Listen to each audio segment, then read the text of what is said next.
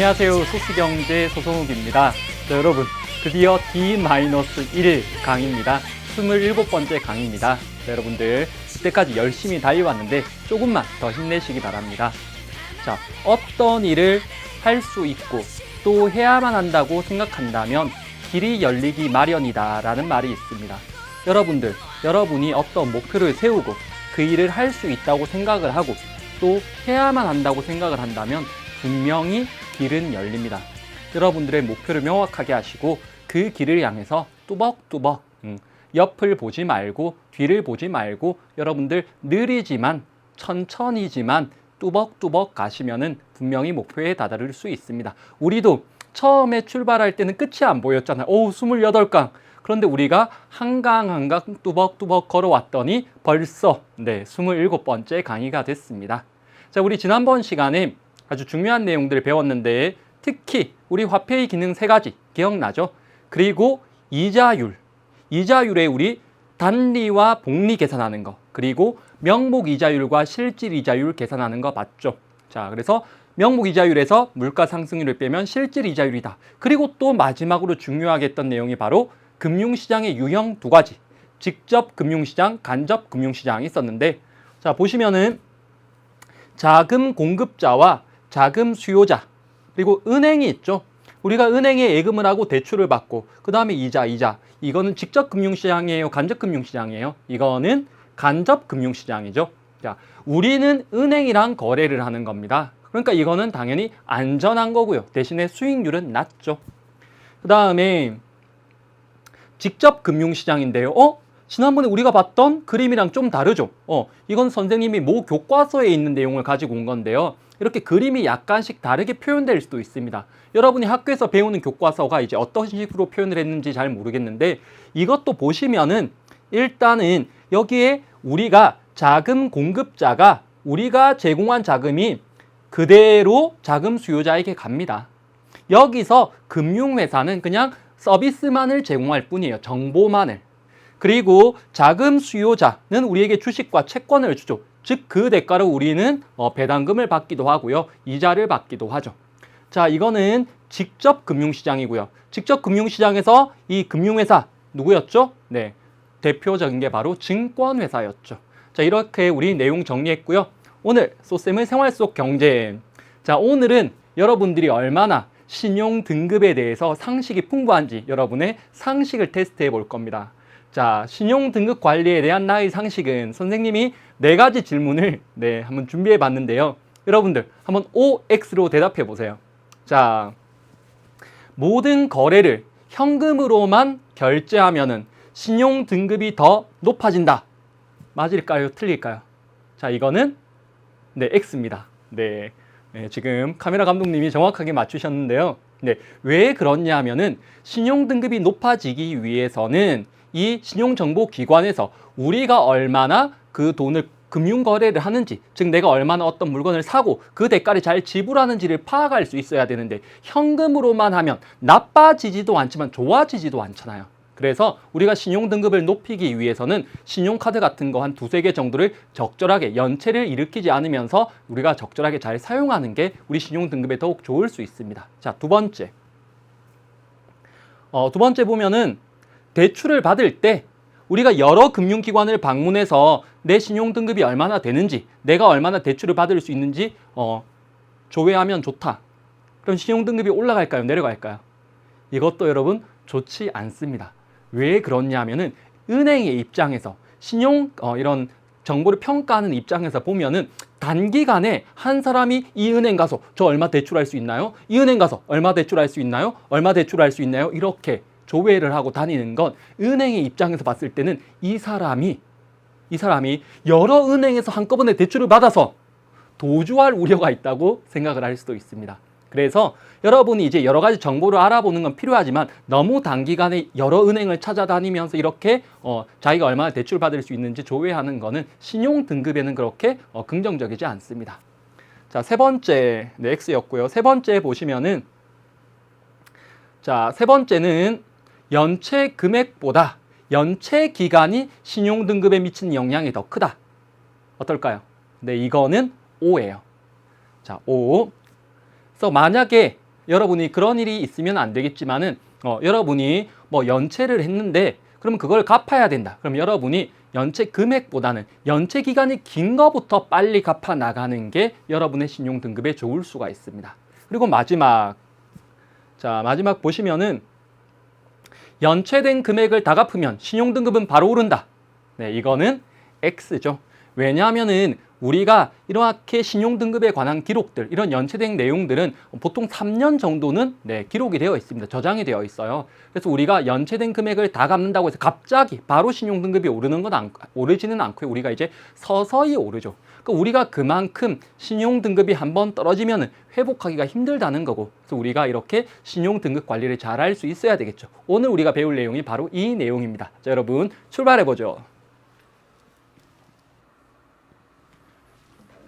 자, 우리 오늘 27번째 시간에 다룰 주제가 바로 수입 지출에 관한 내용인데요. 우리 먼저 가계의 수입, 그리고 가계의 지출에 뭐가 있는지, 그리고 우리 자산 관리, 그리고 부채 이런 내용들을 다뤄볼 겁니다. 제일 먼저 수입.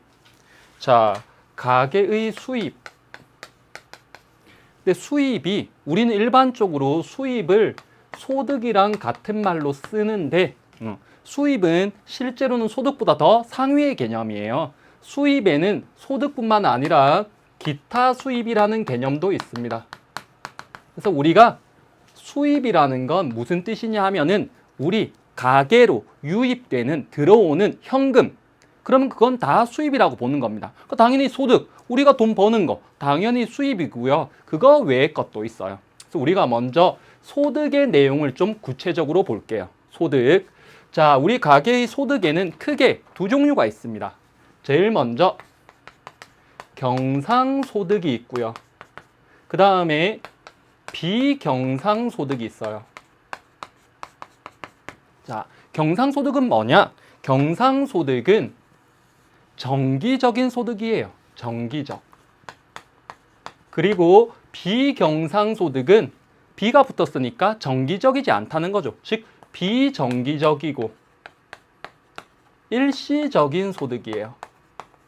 자, 그러면 구체적으로 경상소득에는 다시 네 종류의 소득이 있는데, 구체적으로 보면은 제일 먼저 여러분들이 집에 있어서 가장 기본적인 소득, 가장 많이 차지하는 소득은 부모님이 일하시고 받아오시는 월급이나 연봉 이런 거죠.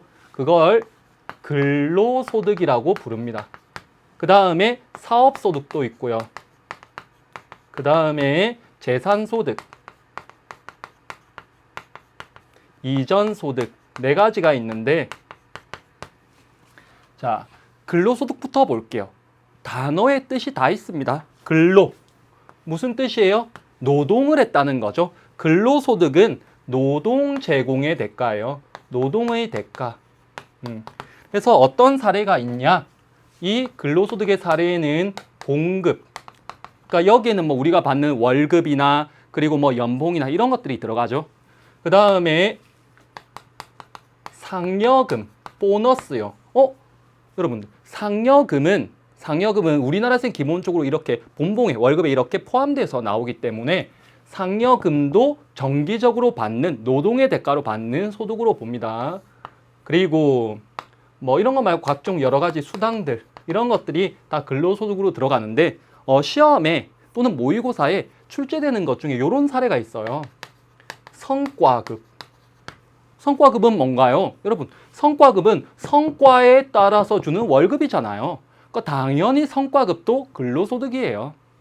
자, 이렇게 근로소득 받고요. 두 번째, 사업소득. 사업을 하고 받는 거죠. 자, 그럼 이거는 뭐 제공의 대가냐? 사업소득은 경영의 대가죠. 자영업자, 그리고 고용주가 이렇게 회사를 운영하고 난 다음에 얻는 이윤. 그게 바로 사업소득입니다. 사업 이윤. 자, 그 다음에 재산소득. 이름에 재산이라는 말이 있네요. 재산에서 발생하는 소득인데, 그럼 이거는 뭘 말하는 거냐? 재산소득은 선생님이 뭐 은행에 예금해 놓은 돈이 꽤 있었으면 좋겠네요. 자, 꽤 있진 않고 꽤 있었으면 좋겠는데, 자, 우리가 예금을 하면은 예금에서 뭐가 발생해요? 이자가 발생하죠. 이 이자, 예금이라는 나의 재산에서 발생한 소득이잖아요. 그리고 선생님이 소박한 소망이 이렇게 아파트가 한 100채만 있었으면 좋겠는데, 그럼 내가 이렇게 건물이 있다. 그러면 그 건물에서 발생하는, 건물이라는 내 재산에서 임대료가 발생하겠죠. 이것도 재산소득이고요. 그 다음에 선생님이 뭐 땡땡전자의 주식을 가지고 있다. 그러면 주식이라는 나의 재산에서 배당금이 발생하잖아요. 배당금. 이것들이 다 재산소득이에요. 그래서 여러분이 이자, 임대료, 배당금 이런 것들 재산소득이라는 거. 그런데 여러분, 재산이 많다고 재산소득이 많을까요? 그거는 아니에요. 내가 아무리 아파트가 100채가 있어도 이거를 임대를 줘야지 임대소득이 발생하는 거지. 뭐 100채 있을 때 뭐 하루마다 이렇게 100일 동안 돌아가면서 잔다. 그럼 아무런 임대소득은 발생하지 않는 거니까요. 그 다음에 이제 마지막으로 이전소득. 이전이란 말을 우리 지난번에 그 국제수지 할 때 나왔죠. 이전 소득수지라고 있었는데, 이전이란 말이 들어가면은 아무런 대가 없이 오가는 겁니다. 돈이 오가는 겁니다. 그러니까 이전 소득수지는 국제수지였으니까 국가 간에 아무런 대가 없이 돈이 오가는 거고요. 여기서 이전 소득이란 건 아무런 대가 없이 내가 뭐 일을 하지 않았는데, 생산에 기여하지 않았는데 공짜로 받는 소득입니다. 그럼 이 이전 소득에는 뭐가 있냐? 이전 소득에는 뭐 정부로부터 받는 뭐 각종 연금들 있죠. 뭐 국민연금도 있고요, 노령연금도 있고요. 이건 우리가 생산에 기여하지 않고 받는 거거든요. 그 다음에 또 정부로부터 받는 우리 뭐 생계보조금 같은 거. 그러니까 경제적으로 많이 힘들다. 그럼 달달이 정부에서 생계보조금 얼마씩을 지원해 주는데, 이거 역시 정기적으로 받으니까 경상소득인데 생산에 기여하지 않고 무상으로 받으니까 이전이겠죠. 그 다음에 비경상소득은 비정기적인 거, 일시적인 거, 한 번 받고 마는 거. 뭐가 있냐? 바로 여기에는 복권 당첨금이 있겠죠. 복권 당첨금. 로또나 이런 거 되는 거예요. 자, 복권 당첨금은 여러분들 매번 복권 당첨이 되나요? 아니죠. 이거는 뭐 평생 가도 안 될 수도 있고 어쩌다가 한번 되는 거잖아요. 그러니까 일시적이기 때문에 비경상소득이라는 거죠. 여러분 로또 해봤나요? 예라고 하면 안 됩니다. 여러분은 로또를 구입할 수 있는 나이가 아니죠. 선생님은 로또를 한 번도 해본 적은 없어요. 로또는. 여러 가지 이유가 있는데 뭐 안 될 것 같아서, 네, 선생님은 근거 없는 자신감이 많아가지고 하면 될 것 같기는 해요. 네, 선생님이 심지어 로또에서 번호가 나오는 꿈도 3번을 꿨어요. 무려 3번을. 그런데 뭔가 하면은, 만약에 되면은 선생님 그 어마어마한 돈을 잘 쓸 수 있는 좀 능력이 없을 것 같아서 좀 뭔가 불행해질 것 같더라고요. 실제로 우리 복권 당첨된 사람들을 조사해 보면은 되게 행복해지는 경우보다 그 돈을 너무 잘 못 써가지고, 주체를 못 해가지고 막 낭비하고, 그래서 결국엔 다시 뭐 도둑질을 하고 뭐 이렇게 잘못되는 경우가 너무 많더라고요. 그래서 여러분도 일확천금을 욕심내지 마시고요. 여러분들 조금씩 노력해서 여러분이 노력으로 만들어가는 돈이 진짜 값어치가 있겠죠. 그 다음에 우리 일시적으로 받는 돈 이런 거 말고요. 상금. 어디 대회에 나가지고 뭐 상을 탔어요. 그럼 상금을 받을 수 있는데 이것도 어쩌다가 한번 받는 거지 계속 받는 건 아니잖아요. 그 다음에 각종 경조사 소득. 경사는 좋은 일이죠. 결혼 같은 거. 그 다음에 조사는 슬픈 일, 뭐 장례식이나 이런 경우에 우리가 축의금이나 부의금을 받잖아요. 이것도 한 번 받고 마는 거지 정기적인 게 아니잖아요. 그 다음에 또 우리가 이야기할 수 있는 게 뭐 장학금 같은 거. 근데 이 장학금은 여러분이 좀 사례를 잘 읽어봐야 됩니다. 여러분이 이거를 뭐 장학금인데 뭐 10년 동안 매달 얼마씩 주는 정기적으로 받는 거다. 그러면 그거는 어디에 들어가야 돼요? 이전소득으로 들어가야 되겠죠. 그런데 대부분의 장학금은 그렇게 뭐 정기적으로 오랜 기간 동안 주는 게 아니라 그냥 일시적으로 한 번 받고 마는 거죠. 그래서 일단은 여기에 넣었는데 여러분이 이런 사례들을 볼 때 상황이 어떤지, 맥락이 어떤지를 좀 잘 따져보세요. 자, 그 다음에 또 이야기할 수 있는 게 상속이나 증여 받는 거예요. 근데 여러분 상속이나 증여 이게 조금 차이가 있거든요. 공통점은 둘 다 뭐 부모님이 자식한테 물려주는 거예요. 근데 상속이 뭐고 증여가 뭐냐? 상속은 부모님이 돌아가신 다음에 물려주면 상속이고요. 증여는 부모님 살아계실 때 이제 자식한테 재산을 물려주는 거죠. 그리고 또 할 수 있는 게 한 번 받고 마는 거. 퇴직금 같은 게 있겠죠. 퇴직금도 한 번 받고 마는 거죠. 여러분이 뭐 매일 퇴직하는 건 아니잖아요. 자, 이렇게 우리 소득에는 크게 정기적인 경상소득이랑 그리고 일시적이고 비정기적인 비경상소득 그리고 근로사업 재산 이전 이런 내용들의 어떤 사례가 있는지 여러분이 보면 될 것 같습니다. 자, 그러면 우리가 지금 소득은 다 했는데 자, 이렇게 소득은 다 했는데 우리 가게의 수입, 즉 가계로 유입되는 현금 중에 대부분은 이런 거지만은 이거 말고도 있어요. 이거 말고 기타 수입이라고 있는데 이건 어떤 거냐 하면은 예를 들어서 내가 예금을 들어놓은 게 있다고 해봅시다. 예금을 100만 원 들어놨어요. 그런데 이 예금을 내가 찾았습니다. 예금을 찾았어요. 그러면은 100만 원은 내가 현금으로 받게 되죠. 이것도 기타 수입으로 넣는다는 거예요. 왜냐하면은 우리 수입의 정의가 바로 가계로 유입되는 현금이잖아요. 그러니까 내가 예금으로 해놨을 때는 그냥 그렇게 내 자산인 건 맞지만은 그 자산의 형태가 이제 이렇게 현금으로 변하면 이것도 수입, 기타 수입으로 보고요. 마찬가지 의미에서 내가 뭐 주식이 있었는데 그 주식을 팔고 이제 현금으로 바꿨다. 이것도 기타 수입으로 볼 수 있습니다. 그리고 이런 내용 말고 뭐 이것도 되겠죠. 내가 뭐 건물이 있었는데 건물을 팔고 돈을 받았다. 이런 것도 기타 수입이고요. 이거 말고 내가 뭐 돈을 빌렸다. 내가 뭔가 돈을 빌렸다. 부채를 얻었다. 그러면은 내가 이렇게 돈을 빌리면 어쨌든 빌린 거긴 하지만 현금이 들어왔으니까 기타 수입으로 본다고요. 물론 나중에 갚아야 되겠지만. 자, 이렇게 우리 지금 수입을 봤습니다. 그럼 수입이 있으면 뭐도 있겠어요? 지출도 있겠죠. 자, 지출을 보면은 우리 가계의 지출에는 크게 소비 지출이 있고요. 그 다음에 비소비 지출이 있고요. 혹시 학교 선생님이 여기까지는 안 다뤘을 것 같은데 뭐 이런 것도 있긴 있습니다. 기타 지출도 있어요. 기타 지출부터 할게요. 기타 지출은 어떤 거냐? 아까 기타 수입을 반대로 하는 거예요. 반대로. 즉 내가 돈이 있었는데 그 현금을 가지고 뭐 주식을 샀다. 아니면 부동산을 샀다. 아니면 건물을 샀다. 이러면 어쨌든 나한테 있는 현금이 없어졌잖아요. 물론 나의 자산은 그대로 있습니다. 형태가 변한 거죠, 형태가. 하지만 어쨌든 현금이 나갔기 때문에 기타 지출로 본다고요. 근데 이거는 아마 다룬 선생님들이 많지 않을 것 같고요. 주로 이 소비 지출 아니면 비소비 지출을 했을 텐데 소비 지출 이게 바로 우리 가게가 생계를 위해서 생활을 위해서 뭐 밥 사 먹고 그다음에 뭐 통신비 쓰고 교통비 쓰고 이런 게 다 소비 지출이죠. 그리고 비소비 지출은 뭐냐? 비소비 지출은 우리가 법이나 제도에 의해서 의무적으로 내야 되는 돈입니다. 대표적으로 바로 조세가 있을 거고요. 그 다음에 이것 말고도 우리가 건강보험료도 의무적으로 내야 되죠. 건강보험료. 그 다음에 뭐 국민연금. 이런 돈을 우리가 내는 거는 비소비 지출이라고 그래요.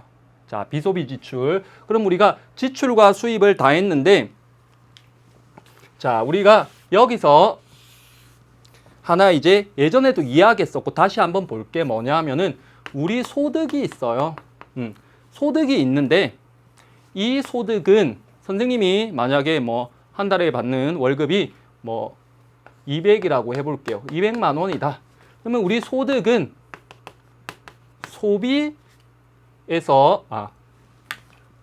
쌤이 잘못 썼네요. 이게 아니라 우리 처분 가능 소득이라는 개념이 있는데 이건 어떻게 구하냐? 처분 가능 소득은 우리 소득에서 그러니까 선생님이 아까 받았다고 하는 뭐 200만 원에서 여기서 비소비 지출을 빼야 돼요.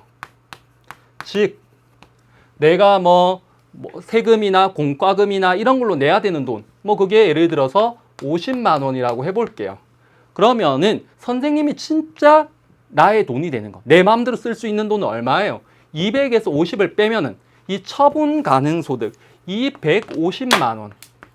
이 150만 원이 진짜 선생님이 마음대로 쓸 수 있는 돈이죠. 그래서 이름도 보세요. 내 마음대로 처분 가능한 소득 또는 이 처분 가능 소득을 뭐 가처분 소득이다. 이렇게 부르기도 해요. 말 그대로 처분 가능한 소득 이 뜻이에요. 자, 그리고 우리는 이 처분 가능 소득을 가지고 소비 아니면 저축을 하는 거죠. 자, 저축이라는 거는 우리 왜 저축을 하나요? 미래의 소비를 위해서 하는 거죠. 미래의 소비를 위해서. 자, 그래서 우리 이런 내용들을 봤고요. 이제 이 내용들은 여기서 정리를 하고 다음에 우리가 배울 내용은 여러분들 교재 112페이지에 나와 있는 자산과 부채예요. 자산과 부채.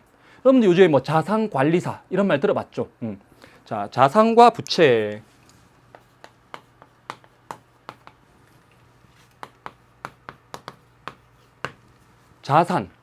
자산은 쉽게 말하면 재산이라는 뜻이에요. 재산. 자, 쉽게 말하면 재산. 그리고 부채는 쉽게 말하면 빚이라는 뜻이죠. 자, 그런데 이 자산에는 크게 두 종류가 있어요. 두 종류. 어떤 게 있냐 하면은 금융자산 또는 화폐자산. 그러니까 이거는 우리가 자산 중에 형태가 있는 유형의 자산은 실물자산이라고 부르고요. 이거는 형태가 있어요. 그 다음에 형태가 없는 거. 무형의 자산. 무형의 자산은 뭐 금융자산 또는 뭐 화폐자산 이렇게 부르는데 이 금융자산에 어떤 게 있냐면은 우리가 은행에 예금해 놓은 거. 그 다음에 뭐 주식. 그 다음에 뭐 채권. 이런 것들. 뭐 현금도 되겠네요. 이런 것들이 금융자산이에요. 그리고 실물자산은 이제 실제 형태가 있는 것들. 예를 들면 뭐 자동차 이런 것도 될 거고요. 여러분들이 지금 눈앞에 있는 컴퓨터나 핸드폰 뭐 핸드폰도 될 거고요. 그 다음에 뭐 여러분들이 살고 있는 집 이런 것도 되겠죠. 여러분 뭐 상식으로 여기서 여러분 여기까지 뭐 구분할 필요는 없지만은 실물 자산 중에는 움직일 수 있는 자산도 있고요. 움직이지 못하는 것도 있죠. 바로 움직이지 못하는 걸 우리 부동산이라고 부르잖아요. 그래서 여기 집 같은 거는 부동산이겠죠. 부동, 움직일 수가 없다는 뜻이잖아요. 그리고 어쨌든 자동차나 컴퓨터나 핸드폰은 이동시킬 수 있으니까 이거는 동산이라고 부릅니다. 여러분이 뭐 동산이라는 표현은 별로 못 들어봤겠지만 부동산이라는 표현은 들어봤죠. 자, 이렇게 지금 우리 자산 봤고요. 그 다음에 부채. 부채는 빚이라고 했는데 이거는 과거에 뭔가 우리가 거래를 한 결과 갚아야 되는 거예요. 대표적인 게 어떤 게 있냐. 내가 만약에 뭐 신용카드를 긁었어요. 그럼 뭐예요? 신용카드 할부 대금을 갚아야 되죠. 그래서 갚아야 되는 거. 신용카드 뭐 할부금 이런 것도 갚아야 되고요. 내가 만약에 빚을 냈어요. 그럼 빚을 상환을 해야 되죠. 내가 뭐 부채가 여기서는 뭐 빚이 있으면 쉽게 표현하죠. 빚을 갚아야 되니까 빚을 상환을 해야 돼요. 이런 것들이 다 부채입니다. 부채. 자, 그러면 우리가 자산과 부채 내용했고요. 그 다음에 우리 예전부터 계속 어떤 걸 했었냐 하면은 순이라는 표현이 들어가는 걸 여러 번 봤어요. 순. 그래서 우리 뭐 순수출이다. 그럼 어떻게 구했나요? 순수출은 수출해서 수입을 뺐죠. 우리 이번에도 나의 자산, 나의 재산이 있고 나의 빚이 있는데 그럼 순수한 내 재산은 얼만데? 물을 수 있잖아요. 그러면 나의 순수한 재산, 순수한 자산은 뭐라고 부르냐? 순자산이라고 불러요. 순자산은 어떻게 하면 되냐? 나의 자산, 재산에서 부채를 빼면은 나의 진짜 순수한 재산이 되는 거죠. 자, 이건 여러분들이 좀 암기를 해두세요. 순자산은 어떻게 구한다? 자산에서 부채를 빼면 된다. 자산에서 부채를 빼면 된다는 거. 자, 그러면은 우리가 순자산의 개념까지 다 끝을 냈고요. 이제 여러분들 교재 중간쯤에 보면은 신용이라고 나오는데 신용은 어떤 뜻이냐? 여러분, 어떤 사람이 신용이 있어요. 무슨 말일까요, 그게? 그 사람을 그만큼 믿을 수 있다는 뜻이죠. 우리 경제에서 신용이라는 거는 어떤 금융 거래를 할 때, 즉 우리가 돈을 빌리거나 빌려줄 때 그것을 갚을 수 있는 능력을 말하는 겁니다. 그래서 신용이란 건 돈을 빌려 쓰고서 갚을 수 있는 능력, 갚을 수 있는 믿음, 이런 게 신용인데, 그럼 신용이 높다는 건 무슨 뜻이에요? 이 사람은 돈을 빌려가는데 이 돈을 확실하게 갚을 수 있는 사람이라는 뜻이죠. 그래서 우리 신용등급이라고 있는데, 신용등급, 등급, 여러분이 예민한 단어죠. 여러분들 학교에서는 1등급부터 9등급까지가 있죠, 성적에. 자, 1등급이 가장 높은 성적이고 좋은 성적이죠. 우리 신용등급에는 1등급부터 10등급이 있습니다. 1등급을 가장 높다고 표현을 하고 가장 신용등급이 좋은 거, 가장 믿을 수 있다는 뜻이에요. 그럼 이 신용등급, 우리 신용을 등급을 매겨 놓은 건데 이게 왜 중요하냐? 이 신용등급에 따라서, 그러니까 1등급, 2등급 같은 경우에 엄청나게 신용등급이 우수한 거고요. 90등급 같은 경우에 엄청나게 이제 신용등급이 낮은 건데, 이 신용등급에 따라서 우리 신용등급이 너무 낮다. 그럼 은행에서 대출을 안 해줄 수도 있습니다. 그리고 대출을 할 때도 어떤 일이 벌어지냐면은, 우리 생각에는 이 1등급인 사람은 뭔가 좀 돈도 많을 것 같고, 그러니까 이 사람한테 이자를 좀 비싸게 받아도 될 것 같잖아요. 그런데 실제로는 은행의 입장에서는 이 사람을 믿을 수 있는 사람이란 뜻이에요. 그러니까 이 사람한테는 돈을 대출을 해줘도 분명히 갚을 거니까 위험 부담이 작죠. 그러니까 이 사람들한테는 이자를 싸게 해주는 겁니다. 그래서 1등급 같은 경우에 뭐 5%에서 6% 정도, 뭐 6% 정도의 이자를 받고 대출을 해준다고 해볼게요. 그러면은 밑으로 올수록 점점 은행의 입장에서는 위험해지는 거거든요. 이 사람한테 빌려줬는데 안 갚을 수도 있다는 거예요. 그래서 보통 10등급 정도 되면은 우리 시중은행에서 대출을 받을 때는 뭐 거의 25%, 26%까지 가요. 게다가 시중은행에서 이 10등급에 있는 사람들은 너무 위험 부담이 크기 때문에 거절을 할 수도 있겠죠. 그러면 또 어디를 찾아가요? 그럼 이제 또 뭐 사채 이런 걸 찾아가서 이제 진짜 안 그래도 힘든데 더욱 힘든 일이 벌어지게 되죠. 그래서 우리가 평상시에 신용등급 관리를 잘 해놔야지 실제 우리가 돈이 필요할 때 은행에서 대출을 받을 수가 있다는 거고요. 그리고 여러분들이 취업을 할 때, 그리고 다른 나라로 갈 비자를 받을 때, 이럴 때도 신용등급이 다 여러분들 조회가 되고 그게 여러분들의 취업이나 또는 비자 발급에 영향을 미쳐요. 그러니까 여러분들이 평상시에 잘 관리를 해야 된다는 뜻이에요. 그럼 우리가 신용 관리를 하기 위해서는 어떻게 해야 되냐? 아주 기본적인 이야기니까 선생님이 말로 설명을 할게요. 자, 신용등급을 잘 관리하기 위해서는 먼저 자, 신용등급을 잘 관리하기 위해서는 일단 여러분들이 돈을 빌릴 때 뭐 빌리는 게 나쁜 건 아니에요. 빌릴 때 여러분이 갚을 수 있는 범위 내에서 빌려야 되고요. 그리고 연체가 발생하면 여러분들 신용등급에 상당히 악영향을 미치거든요. 그래서 여러분이 빌렸으면 이제 여러분이 뭐 마감일이 되기 전에 미리 여러분이 제때제때 갚아야 된다는 거죠. 그리고 신용카드 어떤 결제를 했을 때 그 결제 대금은 여러분들 공짜로 주어진 게 아닙니다. 우리는 신용카드를 긁으면은 일단은 내 주머니에서 돈이 안 나가니까 하면서 막 긁는데, 그러다 보면 이게 신용불량자가 생기고 문제가 많이 생기죠. 실제 우리나라에서도 뭐 이제 IMF 이후에 2000년대 접어들면서 신용카드가 상당히 많이 이렇게 보급이 되고, 우리 뭐 TV에서 광고를 봐도 뭐뭐 카드 엄청 많잖아요. 이렇게 막 사람들한테 이제 신용카드가 많이 보급은 됐는데, 그 사람들이 당장 내 주머니에서 돈이 나가는 게 아니니까 막 긁은 거예요. 그러다 보니까 지금 당장은 좋지만 분명히 뭐 한 달쯤 있다가 그 카드 대금을 갚아야 되잖아요. 그 카드 대금을 못 갚는 거예요. 그럼 어떻게 해요? 돌려막기라는 걸 하는 거죠. 돌려막기라는 건 이 카드로 이제 더 이상 우리가 뭔가 결제를 못 할 때, 이 카드에서 우리가 결제 대금을 못 갚을 때 다른 카드를 이용해서 일단 이 카드의 걸 갚는 거예요. 그럼 결국 이 카드도 또 언젠가 갚아야 되죠. 돌려막기를 하는데, 이러다 보니까 우리 사회적으로 여러 가지 문제가 심각해졌죠. 그래서 선생님이 예전에 잠깐 뭐 쩐의 전쟁 뭐 이런 거 이야기한 적이 있는데, 뭐 쩐의 전쟁이라는 드라마가 있었거든요. 그게 이제 뭐 이렇게 사채를 끌어다 쓰다가 이제 그거를 못 갚으니까 막 각종 이제 이런 사채 같은 데서 뭐 신체 포기각서도 쓰라 그러고, 그 다음에 뭐 실제 이런 우리가 TV나 아니면 또 드라마 같은 데서 보는 이런 좀 덩치가 우람하신 이런 분들이 와서 이제 협박도 하고 이런 일들이 많이 벌어졌거든요. 그래서 우리 경제에 원래는 5단원까지밖에 없었어요. 그러니까 무역, 환율, 국제 수지로 끝이었거든요. 그러다가 이러한 사회적 분위기를 반영하면서 우리 개인들한테 신용관리가 얼마나 중요한데 이게 실제로는 교육이 안 되고 있다. 그럼 이걸 어디에다 넣어야 될까 해서 경제의 6단원으로 이 신용 파트가 들어온 거예요.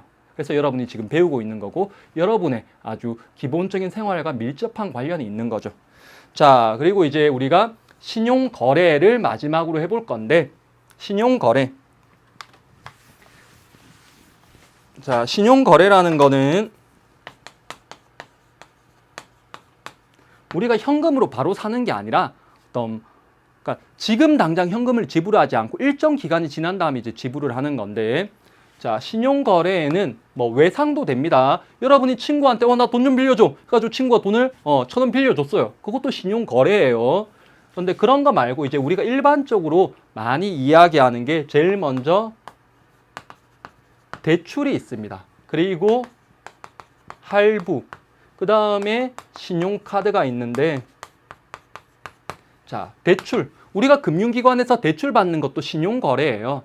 근데 이제 우리가 대출을 받았으면은 그 대출금을 갚아야 되겠죠. 대출금을 상환할 때는 뭐 여러 가지 방법이 있는데 일단은 이렇게 할 수도 있어요. 내가 100만 원을 빌렸다. 그럼 여기에 대해서 계속 이자가 발생하겠죠. 그러면은 이 이자를 그냥 달달이 갚고 일정 기간, 내가 뭐 1년을 빌리기로 했다. 그럼 1년 동안 달달이 이자를 갚고 1년째 되는 날에 내가 이 원금까지 상환을 하는 방법도 있고요. 그게 아니라 100만 원 빌렸다. 그러면 달달이 얼마씩 계속 갚아나가는 방법도 있습니다. 어쨌든 우리가 대출을 할 때는 자기가 갚을 수 있는 능력 안에서, 즉 상환 능력 안에서 우리가 빌려야 되겠죠. 그 다음에 할부. 이거는 여러분도 이용을 해봤을 것 같고 우리가 일상생활에서 상당히 많이 이용하는 건데 할부라는 거는 어떤 대금을 우리가 내야 될 돈을 분할해서 상환하는 거죠. 예를 들어서 여러분이 뭐 어떤 옷을 사러 갔어요. 옷을 사러 갔는데 10만 원인 거야. 너무 비싼 거예요. 그래서 이거 비싼데 이러면은 거기서 이거 무이자 뭐 3개월 할부됩니다. 이런 이야기 하잖아요. 3개월 할부. 그러면은 우리가 3개월 동안에 10만 원을 나눠서 한 달에 33,000원. 그럼 부담이 확 줄어드는 것 같잖아요. 자, 이런 거. 그 다음에 선생님이 네, 아직 차가 없어요.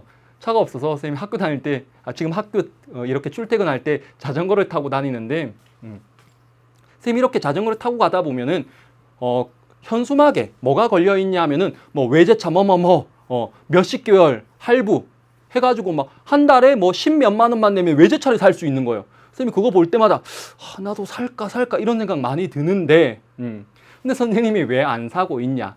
이 할부라는 것도 결국은 언젠가는 갚아야 되는 돈이 되잖아요. 그래서 이 할부 거래의 장점이 있고요. 그 다음에 단점이 있는데 일단 장점은 뭐냐? 내가 지금 당장 뭐 100만 원의 물건을 사려고 한다. 그럼 지금 당장 100만 원이 없지만 우리가 그 물건을 살 수가 있죠. 할부를 하면은. 뭐 10개월 할부면 한 달에 10만 원만 갚으면 되니까. 그래서 장점이라는 거는 나의 어떤 소비 능력 이상의 소비를 할 수 있게 해주는 거고요. 그리고 우리가 나눠서 내면은 부담이 줄어들게 되죠. 하지만 단점. 우리가 이렇게 소비 능력 이상의 소비를 하게 되는 거잖아요. 그러니까 우리가 막 이렇게 지르는 경우 많죠. 뭐 몇 개월 할부 이러면은 분명히 나중에는 이 돈 다 갚아야 되는 건데 당장 이번 달에 갚아야 되는 돈은 되게 작아 보이잖아요. 그러니까 사람들이 충동 구매를 많이 하게 되는 거예요. 충동 구매. 그래서 여러분들 혹시 뭐 부모님들 봐도 이렇게 뭐 몇 개월 할부라 그래가지고 이렇게 일단 긁고 그 다음에 나중에 달달이 그 돈을 좀 채워 넣기 힘드셔가지고 좀 고생하는 걸 본 친구들도 있을 겁니다. 선생님도 좀 이런 경험이 있는데 여러분들이 할부라는 것도 우리가 잘만 이용하면은 우리가 사지 못하는 것들, 지금 당장은 부담이 되는 것들을 이렇게 나눠서 살 수도 있지만은 어쨌든 그 돈은 결국에는 우리가 갚아야 되는 돈이라는 걸 잊으면 안 되겠죠. 그 다음에 신용카드를 보면은 이 신용카드는 어떤 원리냐 하면은 우리가 갚아야 되는 대금 결제를 우리가 얼마 뒤로 미루는 거예요. 미룰 수 있는 거예요. 그래서 여러분은 신용카드가 있는지 모르겠는데 신용카드의 원리라는 건 이런 겁니다. 자, 신용카드 보유자가 있어요. 그 다음에 신용카드 가맹점이 있죠.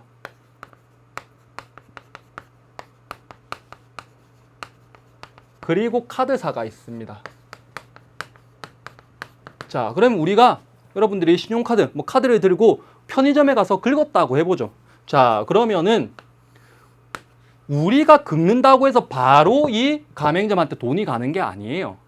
우리가 직접 이 사람들한테 돈을 주는 게 아니라 우리는 그냥 신용으로, 우리는 재화나 서비스를 직접 돈을 주고 사는 게 아니라 신용으로 우리가 구매를 하는 겁니다.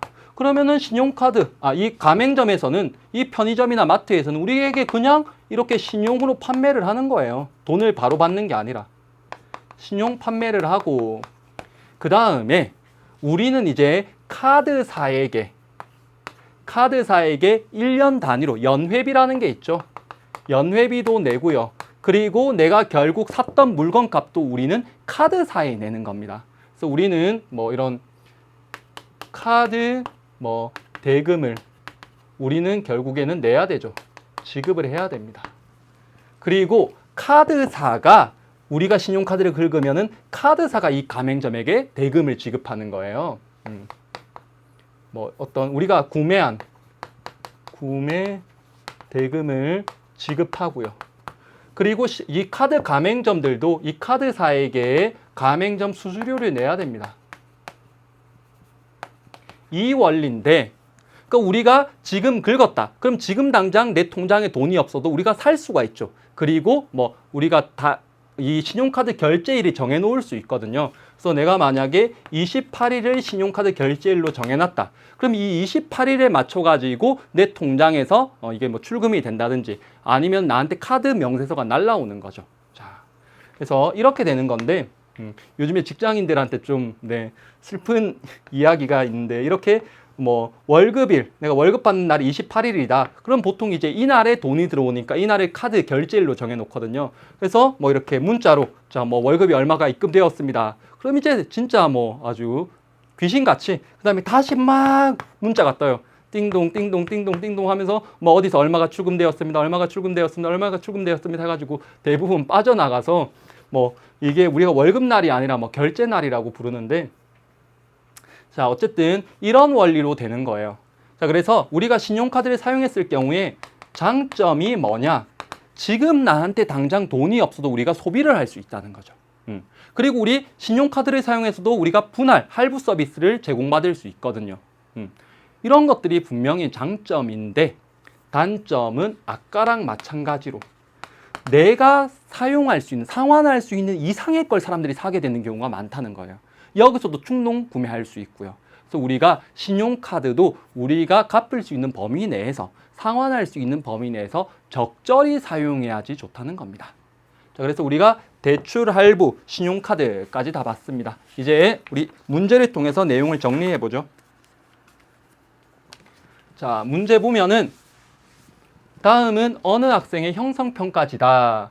학생의 답안과 교사의 채점을 토대로 할 때 빈칸, 가에 들어갈 수 있는 사례로 옳은 것은 이라고 했는데, 다음에서 제시한 소득의 특성에 대해서 맞으면 O, 틀리면 X인데 맞으면 1점을 주고요. 만약에 이 학생이 체크한 게 틀리면 0점이네요. 자, 비교적 오랫동안 정기적으로 얻는다. 경상소득을 말하는 거죠. 여기에 이 학생이 O라고 했더니 선생님이 1점을 줬어요. 그럼 이 O가 맞다는 거죠. 즉 여기에 들어가는 소득은 경상소득이고요. 그 다음에 경상소득이 우리 4가지가 있었잖아요. 그 중에서 뭐냐? 생산에 직접 참여하지 않고 무상으로 얻는다에 이 학생이 그거 아냐라고 했더니 교사가 네가 아냐 이러면서 0점을 준 거예요. 그럼 뭐예요? 이게 맞다는 거죠. 무상으로 얻는 거 이전소득이죠. 경상소득 중에서 이전소득을 말하는 겁니다. 자, 그러니까 문제에서 요구하는 거는 이전소득의 사례를 한번 찾아봐라 라고 요구하는 거죠. 자, 밑에 사례를 보면은 1. 영업사원 갑이 회사로부터 받은 100만 원의 성과급. 이 성과급은 성과에 따라서 주는 월급. 이거는 무슨 소득의 사례죠? 이거는 경상소득 중에 근로소득의 사례죠. 근로소득. 틀렸고요. 2번에 노인을이 수급자로서 받은 8만 원의 기초 노령연금. 노령연금. 우리 노령연금은 일정 연세 이상이 되면 모든 어르신들에게 국가에서 무료로 드리는 거죠. 그러니까 생산에 기여한 대가가 아닌데 어쨌든 달달이 정기적으로 받으니까 이거는 이전 소득이죠. 이게 정답이네요.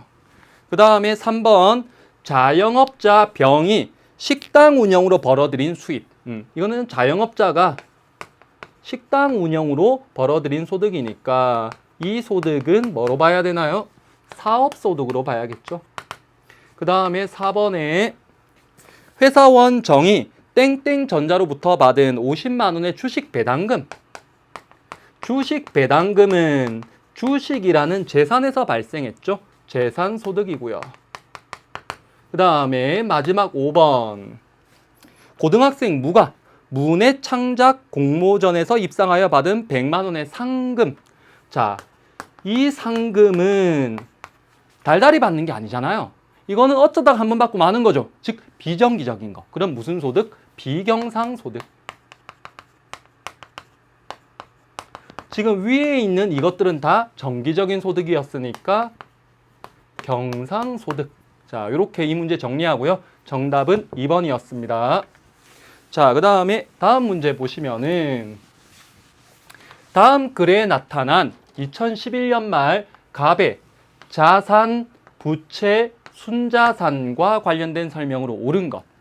자, 단 순자산은 자산에서 부채를 뺀 거다. 우리가 이 공식쯤은 외우자고 이야기했고요. 자, 그러면 이거 한번 여기다가 써가면서 풀어볼게요. 자산, 그 다음에 부채, 그리고 여기서 이걸 빼면은 순자산이 된다고 했죠. 그러면은 자, 읽어볼게요. 2011년 말 갑은 200만 원의 가치를 가진 컴퓨터. 자, 컴퓨터는 실물 자산이죠. 자, 그래서 자산에 일단 컴퓨터 200만 원어치. 그 다음에 100만 원의 신용카드 미결제 잔액. 이거는 갚아야 되는 부채죠. 그래서 신용카드 미결제 잔액 100만 원. 그 다음에 100만 원의 현금. 이것도 금융자산이죠. 현금은. 자, 현금 얼마죠? 100만 원. 그 다음에 300만 원의 은행 예금. 이것도 금융자산이죠. 자, 은행의 예금이 300만 원. 그 다음에 500만 원의 은행 대출금. 이건 갚아야 되죠. 그러니까 이거는 대출금은 갚아야 되니까 부채. 그 다음에 마지막 500만 원어치의 주식. 주식은 내 재산이죠. 자산. 자, 그래서 주식 500만 원. 이렇게 하면 돼요. 그럼 이거 다 더해 볼게요. 이것들 다 더하면은 나의 자산은 200, 300, 600, 500. 그러면 1100만 원이 되는 거죠. 그 다음에 부채는 다 더했더니 600만 원이 되고요. 그러면은 1100에서 600만 원 빼면은 순자산은 500만 원이 되겠네요. 자, 이제 보기 보죠.